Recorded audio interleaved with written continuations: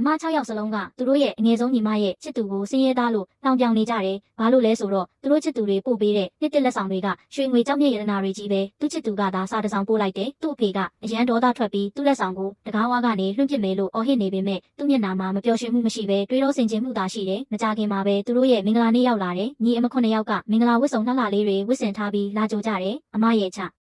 သူအားလုံးကဇိမ်ခံကားတွေနဲ့လာကြိုကြတယ်။သူချစ်သူကသာစိုက်ပျိုးရေးထုံဆက်မောင်းတာမိဘတွေရဲ့မျက်နှာမှာဆက်ဆုပ်ရွံရှာမှုတစ်ခုပေါ်လာတယ်။သူမမှာဆက်ဆုပ်ရွံရှာမှုမရှိဘူး။သူမစီတန်းသွားပြီးပန်းတွေပေးလိုက်တယ်။တောက်ပတဲ့ပြုံးတစ်ခုသူမမျက်နှာမှာပေါ်လာတယ်။ဒီအချိန်မှာသူ့အမကသူ့ကားကအရန်ညစ်ပတ်လွန်းနေလို့တောင်ပြောင်ပြီးလူအများရှိမှတောင်ရဲတယ်။သူဒေါသထွက်တာမဟုတ်ပေမဲ့သူမကိုတခုခုရှင်းပြချင်နေတယ်။ဒါပေမဲ့သူမကသူ့လက်ထဲကပန်းတွေကိုတခါတည်းယူပြီးလက်ထပ်ဖို့ဆန္ဒရှိတယ်လို့ကြေကြ။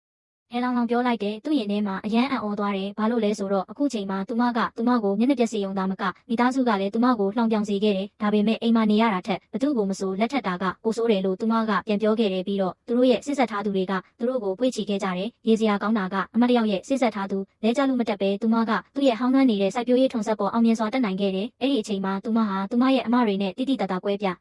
အားသွားတယ်ရှက်စရာကောင်းတာကအိမ်ပြန်လမ်းမှာသူ့ကားပြတ်သွားတယ်ကားကတကယ်မရွေ့နိုင်ဘူးဆိုတာသဘောပေါက်ပြီးနောက်သူမကသူတို့ပြန်လျှောက်လာဖို့ကမ်းလှမ်းခဲ့တယ်ပြီးတော့သူမကခုန်ဆင်းလိုက်တယ်သူမရဲ့လှပတဲ့မင်္ဂလာဝတ်စုံကလည်းရွှွနဲ့ရေတွေနဲ့ပေးချင်နေအောင်အပြည့်ရှိတယ်လို့ခံစားရပြီးသူမကိုအိမ်ပြန်တည်သွားဖို့ကမ်းလှမ်းခဲ့ပေမဲ့သူမကသူ့ရဲ့အဆိုပြုချက်ကိုညှင်းဆန်ခဲ့တယ်ပြီးတော့သူနဲ့အတူအခက်အခဲတွေကိုရင်ဆိုင်ရမယ်လို့တောင်ပြောခဲ့တယ်ဒီအချိန်မှာသူ့နှလုံးသားကလှပပြီးကျဉ်းနာတတ်တဲ့သူမရဲ့နှလုံးသားကို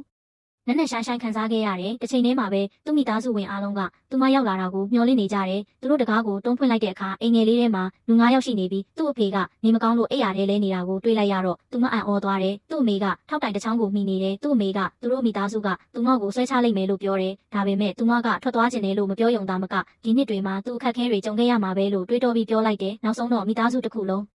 အတူတကွလှုပ်ဆောင်နေတဲ့၍အိမ်ကအရန်ညစ်ပတ်နေပေမဲ့ဘာမဆိုကြော်လွားနိုင်တယ်လို့တောင်ပြောလိုက်တယ်။သူ့မိကအရန်စိတ်ထိခိုက်သွားတယ်ပြီးတော့ရွှေတော့တစ်ချောင်းကိုသူ့မစီပေးလိုက်တယ်။ဒီအချိန်မှာဒီတော့ကဘာကိုဆိုလို့မှန်းသူမလုံးဝနားမလဲဘူး။သူကစင်းရဲသားမဟုတ်ပဲဘီလီယံနာတစ်ယောက်ဖြစ်ပြီးသူ့မိသားစုကတာမန်လူတွေဖြစ်တယ်ဆိုတာသိလိုက်ရတယ်။ဒါတွေအားလုံးကသူ့ဇနီးရဲ့စာရိတ္တကိုစမ်းသပ်ဖို့သူဖန်တီးထားတာဖြစ်ပြီးတော့ကသူ့မိသားစုရဲ့ပိုင်ဆိုင်မှုအားလုံးကိုကိုစားပြုတယ်။သူတို့ရဲ့အလွန်အကျွံလှုပ်ဆောင်ခဲ့တဲ့နောက်